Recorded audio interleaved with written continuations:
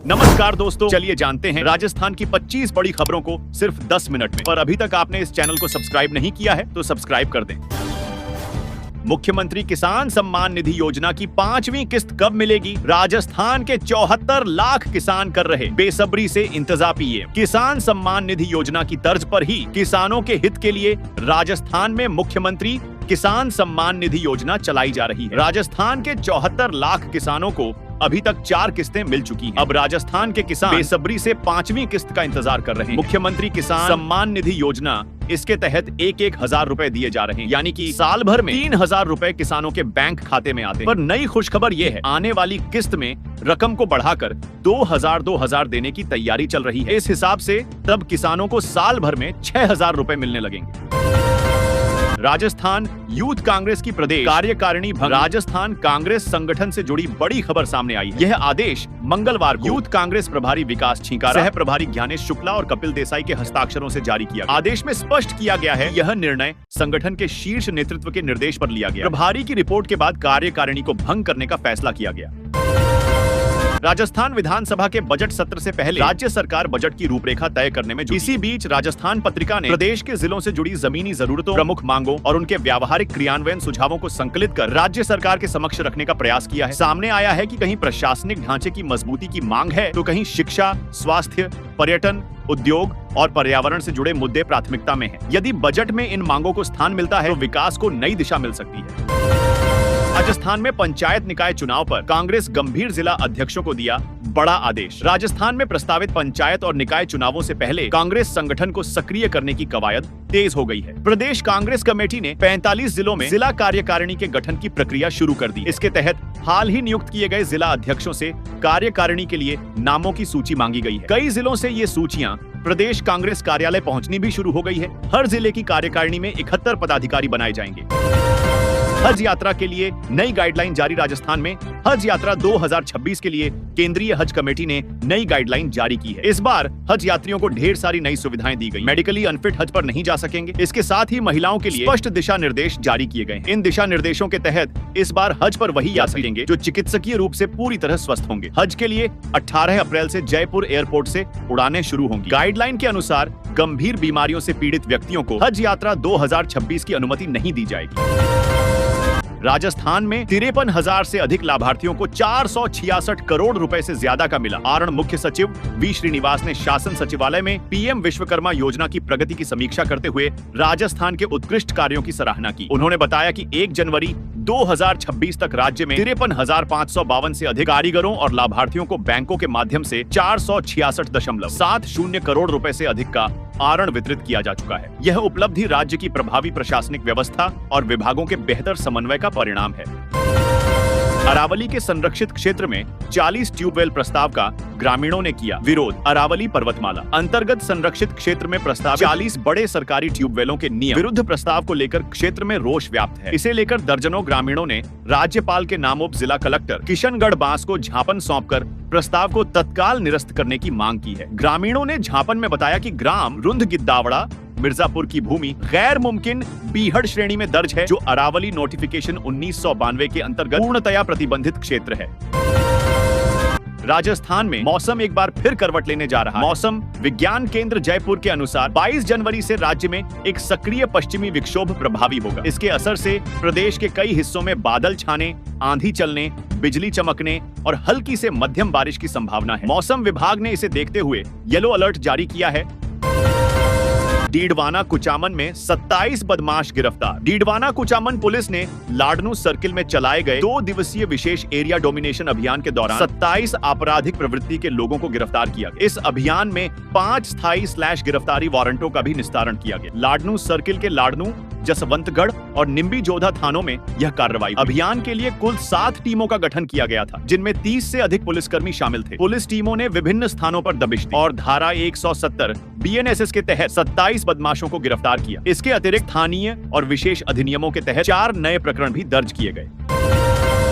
राजस्थान में भजनलाल कैबिनेट की बैठक कल। इन बड़े फैसलों को मिल सकती है मंजूरी। मुख्यमंत्री भजनलाल शर्मा की अध्यक्षता में बुधवार दोपहर में कैबिनेट बैठक होगी। बैठक में राज्यपाल के अभिभाषण, विभिन्न विधेयकों पर चर्चा होगी। इसके बाद इनको मंजूरी दी जाएगी। राजस्थान विधानसभा का बजट सत्र 28 जनवरी से शुरू हो रहा है। पहले दिन ही राज्यपाल का अभिभाषण होगा। अभिभाषण पर 3 दिन बहस होगी और 5वें दिन राज्यपाल के अभिभाषण पर सरकार का जवाब आएगा।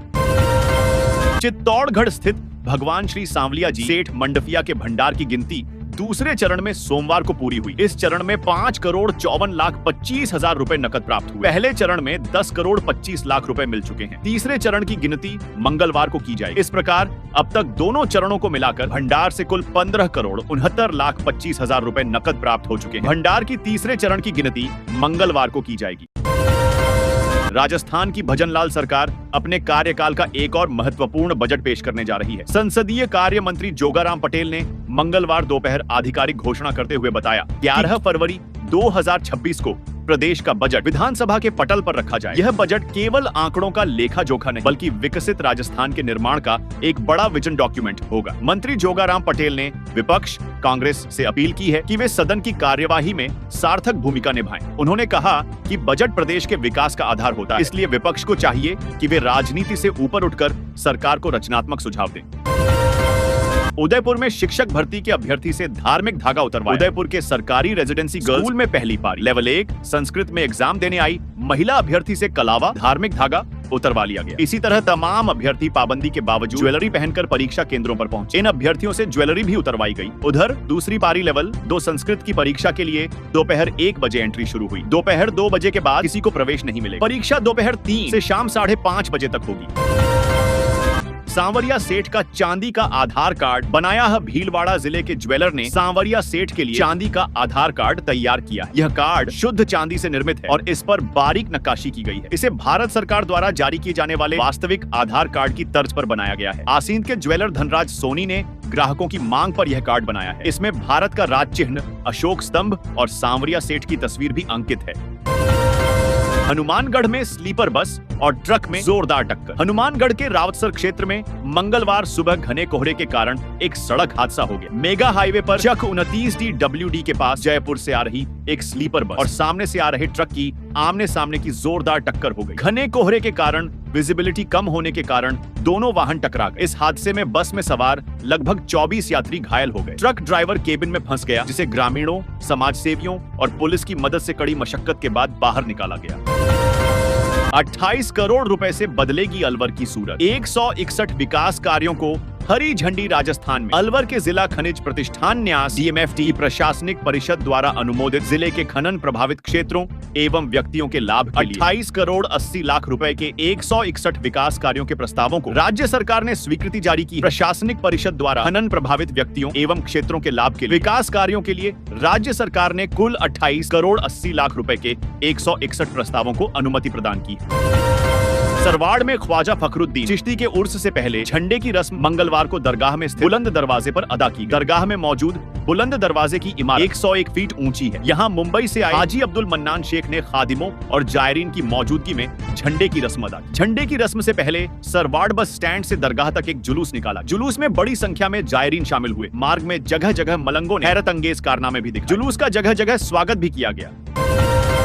हिजाब विवाद इम्तिहान नहीं इज्जत का सवाल। रीट परीक्षा छोड़ने वाली अलीशा बोली, मेरे लिए अपमानजनक था। रीट मेंस लेवल 2 परीक्षा में हिजाब पहनकर आई अभ्यर्थी को परीक्षा केंद्र में प्रवेश से रोके जाने का मामला अब तूल पकड़ता जा रहा है। अभ्यर्थी का वीडियो सोशल मीडिया पर वायरल होने के बाद घमासान मचा हुआ है। मामला कोटा के महावीर नगर एक्सटेंशन तिलक स्कूल परीक्षा केंद्र का है, जहां अभ्यर्थी अलीशा को हिजाब उतारने के लिए कहा गया तो उसने परीक्षा छोड़ दिया। बूंदी की अलीशा 18 जनवरी को कोटा के महावीर नगर स्थित एक निजी स्कूल के केंद्र में परीक्षा देने के लिए गई थी। वहां हिजाब उतारने के लिए कहा गया तो उसने परीक्षा छोड़ दिया। बसंत पंचमी को लेकर सीकर की खाटू श्याम जी मंदिर कमेटी ने श्याम भक्तों के लिए अपडेट दिया है, जिसमें बाबा श्याम से जुड़ी जानकारी शेयर की गई है। इसके साथ ही मंदिर में सरस्वती पूजन के दिन दर्शन के लिए आने वाले भक्तों को अफवाहों से दूर रहने को कहा गया है। किसानों ने किया प्रदर्शन। 120 ट्रैक्टरों के साथ 1 किलोमीटर लंबी रैली निकाली। करवर कस्बे सहित क्षेत्र की 14 ग्राम पंचायतों के किसानों ने सोमवार को किसान महापंचायत के नेतृत्व में 19 सूत्री मांगों के निराकरण की मांग को लेकर ट्रैक्टर रैली निकालकर उप तहसील के बाहर प्रदर्शन कर उपखंड अधिकारी भागचंद को मुख्यमंत्री के नाम ज्ञापन सौंपा है। नितिन नबीन भाजपा के नए राष्ट्रीय अध्यक्ष। राजस्थान के सीएम भजन लाल ने दी बधाई व शुभकामनाएं। भाजपा को मंगलवार 20 जनवरी को नया राष्ट्रीय अध्यक्ष मिल गया है। भाजपा के नए राष्ट्रीय अध्यक्ष के तौर पर बिहार के युवा नेता नितिन नबीन के नाम की घोषणा की गई। राजस्थान के मुख्यमंत्री भजन लाल शर्मा ने इस जानकारी के बाद नितिन नबीन को हार्दिक बधाई एवं शुभकामनाएं। नबीन महज 45 साल की उम्र में भाजपा के सबसे युवा राष्ट्रीय अध्यक्ष बने। नितिन नबीन औपचारिक रूप से मौजूदा अध्यक्ष जगत प्रकाश नड्डा की जगह लेंगे। कोटा विकास प्राधिकरण केडीए की ओर से सोमवार को करीब 4.5 घंटे अतिक्रमण के खिलाफ कार्रवाई करते हुए शहर के विभिन्न क्षेत्रों से अतिक्रमण हटाए गए। केडीए सचिव मुकेश चौधरी ने बताया कि आयुक्त ममता तिवारी के निर्देशन में प्राधिकरण के अतिक्रमण निरोधक दस्ते की ओर से सोमवार दोपहर 1 से 3 बजे तक अतिक्रमण हटाने की कार्रवाई की गई। राजस्थान शिक्षा विभाग की योजना बसंत पंचमी को सरकारी स्कूलों में होगा पीटीएम सीएम भजन लाल देंगे कई तोहफे। साथ ही पीईओ व यूसीईओ स्तर के विद्यालयों में निपुण मेले का आयोजन होगा। इस कार्यक्रम का उद्देश्य अभिभावकों को बच्चों की पढ़ाई, गतिविधियों और सर्वांगीण विकास की जानकारी देना है। इस बार 65 लाख अभिभावकों की भागीदारी का लक्ष्य रखा गया है। मुख्य आयोजन जयपुर के कॉमर्स कॉलेज में होगा, जिसमें मुख्यमंत्री भजन लाल शर्मा विद्यार्थियों, अभिभावकों और शिक्षकों से संवाद करेंगे। इस कार्यक्रम में हजारों विद्यार्थी, अभिभावक और शिक्षक शामिल होंगे। राजस्थान में 100 रुपए जोड़कर महिलाएं बनी करोड़पति। राजस्थान में झुंझुनू में महिला अधिकारिता विभाग से जुड़ी 25,000 महिलाओं ने 100 रुपए की मासिक बचत से आत्मनिर्भरता की मिसाल पेश की है। अमृता सहकारी बहुउद्देशीय सोसाइटी के तहत महिलाओं ने 18 करोड़ का फंड बनाया, जिससे कम ब्याज पर लोन, चैरिटी और संकट में सहायता संभव। अमृता सहकारी बहुउद्देशीय सोसाइटी योजना के तहत किए जा रहे इस अनूठे प्रयास ने महिला सशक्तिकरण का एक नया मॉडल पेश किया है। राजस्थान हाईकोर्ट ने पारिवारिक पेंशन से जुड़े एक मामले में अहम आदेश देते हुए कहा कि प्रदेश के कुछ ग्रामीण इलाकों में नाता प्रथा का प्रचलन है। यहाँ नाता प्रथा से हुए विवाह को भी मान्यता दी गई है। वहीं हिंदू विवाह अधिनियम 1955 की धारा 7 भी नाता विवाह को मान्यता देती है, अगर वह विवाह दोनों समुदाय की प्रथाओं से संपन्न हुआ हो। इसलिए इस स्वीकारोक्ति को ध्यान में रखते हुए हम यह निष्कर्ष निकाल सकते हैं कि इस मामले में याचिकाकर्ता मृतक सरकारी कर्मचारी की पत्नी है और वह पारिवारिक पेंशन पाने की हकदार है। यह आदेश जस्टिस अशोक कुमार जैन की अदालत ने राम प्यारी समून की याचिका को निस्तारित करते हुए दी। राजस्थान में हाईवे से नहीं हटेंगी शराब की दुकानें, सुप्रीम कोर्ट ने हाई कोर्ट के आदेश पर लगाई अंतरिम रोक। राजस्थान में नगर निकाय की सीमा से गुजरने वाले हाईवे पर बनी करीब 1102 शराब की दुकानें बंद नहीं। सुप्रीम कोर्ट ने आज हाई कोर्ट के इन दुकानों को हटाने और ट्रांसफर करने के आदेश पर अंतरिम रोक लगाई। जस्टिस विक्रम नाथ और जस्टिस संदीप मेहता की पीठ ने यह अंतरिम रोक राज्य सरकार और अन्य लाइसेंस धारकों द्वारा दायर विशेष अनुमति याचिका SLP पर सुनवाई करते हुए लगाई। आज सोने और चांदी के दाम आज लगातार दूसरे दिन अपने ऑल टाइम हाई पर पहुंच गए। India Boolean and jewellers association IBJA के अनुसार 1 किलो चांदी आज पहली बार सर्राफा बाजार में 3 लाख के पार निकल गई है और सोना 2,429 रुपए बढ़कर 1,46,375 रुपए प्रति 10 ग्राम पर पहुंच गया है। वोटर लिस्ट से नाम कटवाने की शिकायत पहुंची थाने। राजस्थान में चल रही विशेष गहन पुनरीक्षण SIR प्रक्रिया के दौरान आदर्श नगर विधानसभा क्षेत्र में मतदाता सूची से नाम हटाने की कथित साजिश का मामला सामने आया। वार्ड संख्या 89 से पूर्व निर्वाचित पार्षद अकबरदीन ने पुलिस थाना लालकोठी जयपुर पूर्व में शिकायत दर्ज कराते हुए आरोप लगाया कि उनके नाम को वोटर लिस्ट से हटाने के उद्देश्य से फर्जी व कूटरचित फॉर्म संख्या 7 भरकर झूठी घोषणा की गई। शिकायत में कहा गया है कि फॉर्म में लोक प्रतिनिधित्व अधिनियम 1950 की धारा 31 के तहत यह झूठी घोषणा की गई कि अकबरउद्दीन इस पते से अनुपस्थित या स्थायी रूप से स्थानांतरित हो चुके हैं, जबकि वे जन्म से उसी पते पर अपने परिवार सहित निवास कर रहे हैं। प्रदेश के करीब 70,000 स्कूलों में 23 जनवरी को मेगा PTM आयोजित होगी। इसमें लगभग 65 लाख छात्र और अभिभावकों को जोड़ने की तैयारी। इससे पहले अक्टूबर में हुई PTM में करीब 46 लाख छात्र अभिभावक शामिल हुए, जबकि साल की पहली PTM में यह संख्या करीब 21 लाख रही। मुख्यमंत्री जिस कार्यक्रम में शामिल होंगे उसमें 500 साइकिलें वितरित की जाएंगी। शिक्षा विभाग साल में 3 से 4 बार PTM आयोजित करता है। इस बार सभी स्कूलों को PTM कराने के आदेश जारी किए गए हैं। जिला मुख्यालय पर 9वीं कक्षा में अध्ययनरत छात्राओं को साइकिलें दी जाए। जिला स्तर पर तकनीकी समिति वेरिफिकेशन कर प्रमाण पत्र देगी।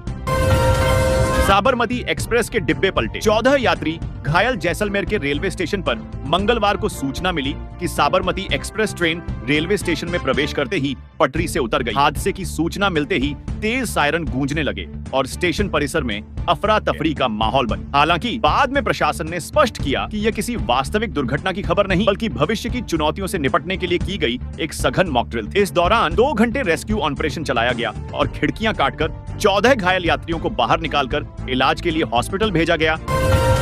RLP नेता बोले, सहमति नहीं बनी तो ट्रैक्टर मार्च करेंगे। बालोतरा में इंश्योरेंस क्लेम, अनुदान समेत कई मांगों को लेकर ट्रैक्टरों से SDM ऑफिस जा रहे किसानों को पुलिस ने बैरिकेड्स लगाकर रोक लिया। इससे गुस्साए किसानों ने पुलिस के बैरिकेड्स उठाकर फेंके। इसके बाद किसान धरने पर बैठ गए। बाड़मेर से बीकानेर जाने वाला मेगा हाईवे जाम कर नारेबाजी करने लगे और भजन गाने शुरू कर दिए। जोधपुर में इवेंट इंडस्ट्री के ठिकानों पर छापामारी। जोधपुर में आज सुबह DGGI GST इंटेलिजेंस डायरेक्टरेट की जयपुर से आई टीमों ने इवेंट, टेंट, डेकोरेशन, साउंड और कैटरिंग कारोबारियों पर बड़ी कार्रवाई की है। विभागीय सूत्रों का मानना है कि पिछले शादी के सीजन में जोधपुर में हुई हजारों शादियों की बुकिंग और इन फर्मों की ओर से भरे गए GST रिटर्न में भारी अंतर के संकेत मिले थे। अब सुबह 8 बजे बाद नागौर में नो एंट्री, नागौर शहर और इसके आसपास के क्षेत्रों में बढ़ती सड़क दुर्घटनाओं को नियंत्रित करने तथा यातायात व्यवस्था को अधिक सुव्यवस्थित बनाने के लिए प्रशासन ने एक बड़ा निर्णय लिया है। जिला कलेक्टर अरुण कुमार पुरोहित द्वारा जारी अधिसूचना के अनुसार शहर के 9 प्रमुख क्षेत्रों को भारी वाहनों के लिए नो एंट्री जोन घोषित किया गया है। गुवाहाटी के लिए चलेगी 1 वे स्पेशल ट्रेन। रेलवे की ओर से जोधपुर से गुवाहाटी जाने वाले यात्रियों के लिए 1 वे स्पेशल ट्रेन चलाई जाए। नियमित ट्रेनों में बढ़ती भीड़ और लंबी वेटिंग देखते हुए जोधपुर से गुवाहाटी के बीच चलने वाली यह स्पेशल ट्रेन केवल एक फेरे के लिए चलेगी। रास्ते में 31 स्टेशनों पर ठहराव करेगी। उत्तर पश्चिम रेलवे के जोधपुर DRM अनुराग त्रिपाठी ने बताया, यात्रियों की बढ़ती मांग पर यह व्यवस्था की गई है।